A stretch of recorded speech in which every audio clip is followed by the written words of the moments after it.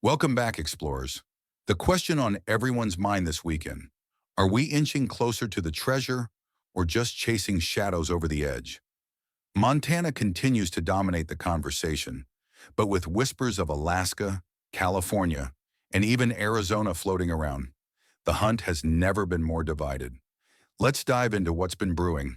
Some hunters are convinced Montana is the zone. Mesa put it bluntly: no one has solved the poem. People can swarm the valleys, rivers, and ridgelines all they want, but without a true solve, the chest remains hidden. Others, like Mighty Midas, are grinding through brute force solves, certain they're only steps away.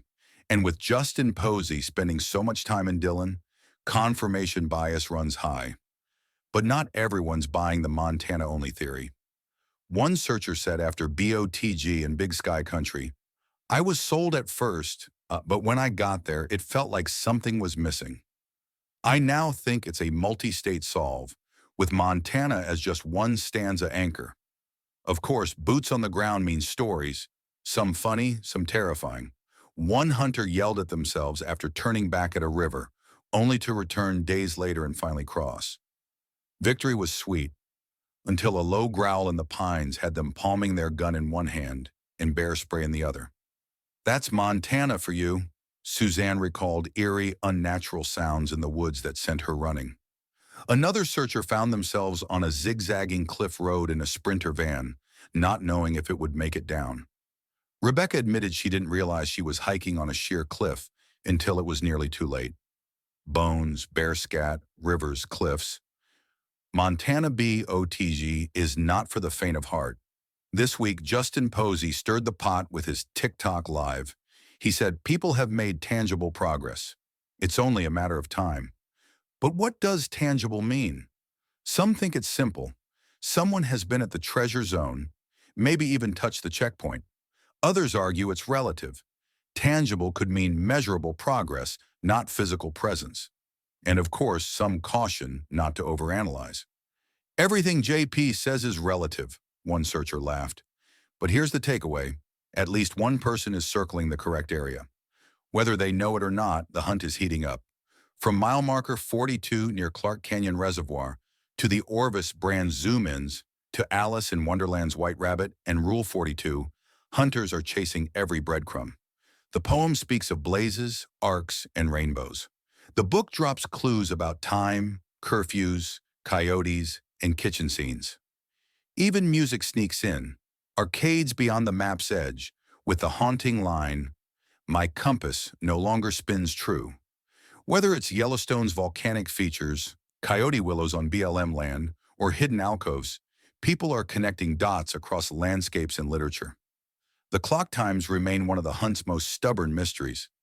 Hunters debate whether they're literal timestamps, GPS markers, or part of a compound cipher Justin has hinted at. One moment stands out. 420 shows up repeatedly in the Golden Greed footage. When asked if there are 7 or 8 times, Justin replied, "The lower the number, the better." Was he hinting that fewer times are needed, or that time itself is the true clue? Some link this directly to Alice in Wonderland, the White Rabbit's pocket watch, Rule 42, and Justin's oversized clock backdrop. Time, lateness, and curfew. These themes keep circling back. A clue in the book about the kitchen at 7:39 ties in with this, connecting curfews, coyotes, and the ticking clock.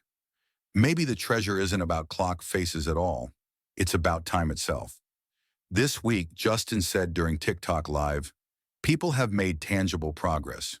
It's only a matter of time. Some believe tangible means someone has stood at or even touched the checkpoint. Others think it means measurable steps, solves that align with stanzas, even without BOTG.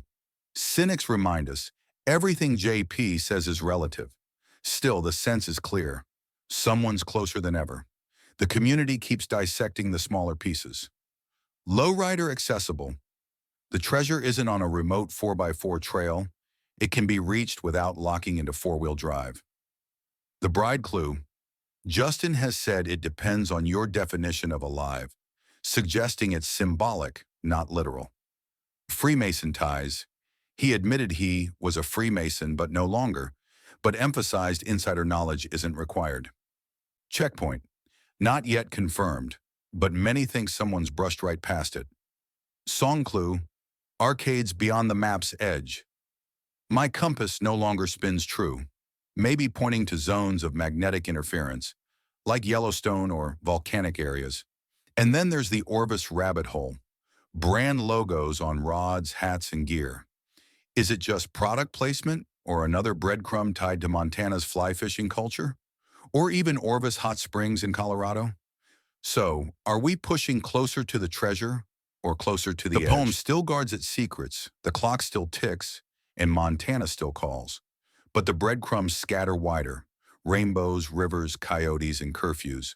If Justin's right, it's only a matter of time.